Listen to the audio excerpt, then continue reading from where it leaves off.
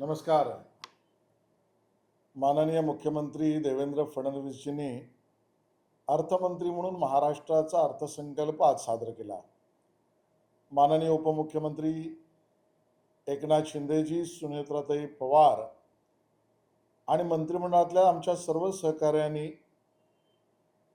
या अर्थसंकल्पाचं स्वागत केलंय, अभिनंदन केलंय आणि महाराष्ट्रातील तमाम जनतेला आज या ठिकाणी मला सांगायचं आहे की हा अर्थसंकल्प म्हणजे वारसा, विकास, व्यवहार याचा त्रिवेणी संगम आहे.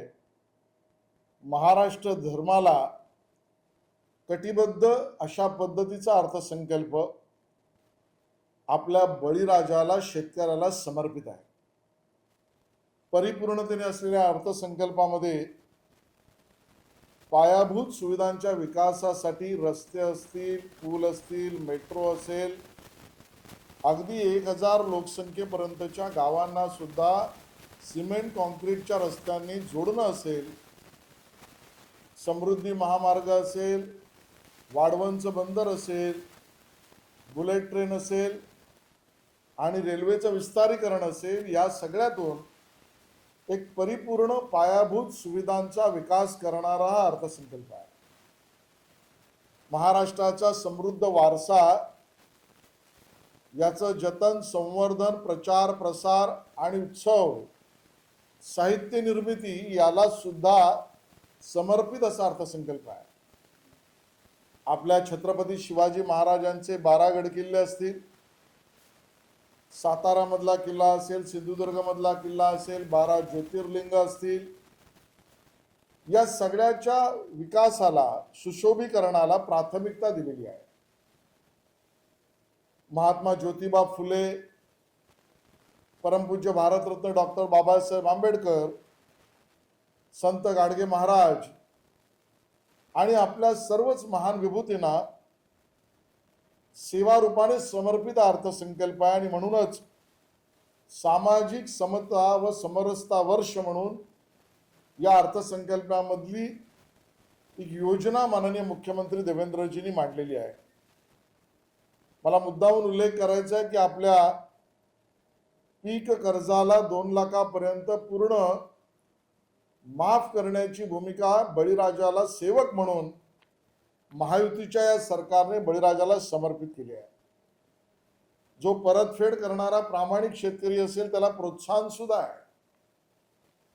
शेती उत्पन्नावर 25% खर्च कमी व्हावा यासाठी तंत्रज्ञानाचा वापर करण्याची सुविधा आणि योजना या अर्थसंकल्पामध्ये आहे. रोजगार निर्मितीला महत्त्व दिलंय.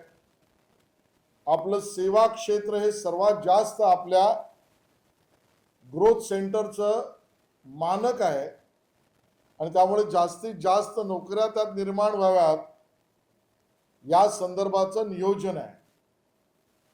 महाराष्ट्राला गतिमानतेने पुढे घेऊन जाताना सर्व समाज घटकांना आपण घेऊन चाललो आहोत आणि म्हणून महिला, युवक, युवती, आदिवासी, शेतकरी, आहेरे आणि नाहेरे सर्व वर्गातील शिष्यवृत्ती योजनांपासून शैक्षणिक व्यवस्थेमध्ये पदव्युत्तर शिक्षण घेणाऱ्या आमच्या सर्व समाज घटकांना, बंधू भगिनींना एकत्र घेऊन त्यांना मदत करणारा हा अर्थसंकल्प आहे. मुंबई आणि MMR रिजन मध्ये तर विकासाचं ग्रोथ इंजिन मांडणारं स्वप्न पूर्ण करण्यासाठीच्या योजना आहेत. अगदी वडाळ्याला आंतरराष्ट्रीय स्वरूपाचं स्टार्टअप इनोव्हेशन सेंटर आपण उभं करतो आहोत. मला या ठिकाणी उल्लेख करायचा, नागरिकांच्या सेवांना महत्त्व दिलंय आणि म्हणून आपले सरकार 2.0 पासून सर्व योजना समोर मांडलेल्या आहेत. आपलं मराठी साहित्याची निर्मिती ऑन डिजिटल आणि अन्य भाषांपर्यंत पोहोचवणं याचं केंद्र स्थापन करणारा अर्थसंकल्पातल्या सुविधा केलेल्या आहेत. आणि म्हणून एका अर्थाने परिपूर्ण असा वारसा, विकास आणि व्यवहार या तिन्हीचा संगम करून महाराष्ट्र धर्माशी कटिबद्ध असलेला बळीराजाला समर्पित अर्थसंकल्प आहे. माननीय मुख्यमंत्री देवेंद्रजी, उपमुख्यमंत्री एकनाथ शिंदेजी, सुनेत्राताई पवार आणि सर्वच मंत्रिमंडळाचं मी अभिनंदन करतो.